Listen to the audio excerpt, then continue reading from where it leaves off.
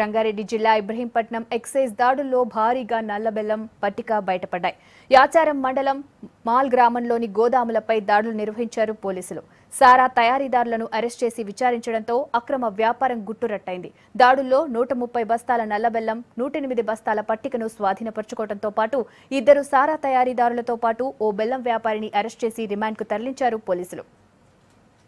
ఇబ్రహీంపట్నం సర్కిల్లోని పరిధిలోని యాచారం మండలంలో బొల్లిగుట్ట తాండా అనే అక్కడ ఎన్ఫోర్స్మెంట్ అధికారులు దాడి చేసి అక్కడ వాళ్ళ దగ్గర దొరికిన ప్రాపర్టీని సీజ్ చేస్తూ వారి సమాచారం ప్రకారము నల్గొండ జిల్లాలోని మాల్ గ్రామంలో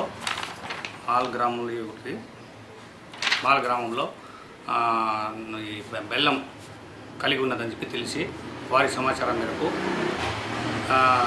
జగన్ అనే ఒక బెల్లం వ్యాపారి దగ్గర 7,300 కేజీల బెల్లమును 4,320 కేజీల ఆలంను సీజ్ చేయడం జరిగింది. వారి ఇరువురిని అరెస్ట్ చేసి మాకు అప్పగించారు. వారిని ఈరోజు అనగా 25/2015 రిమాండ్ నిమిత్తం కోర్టుకు హాజరుపరచడం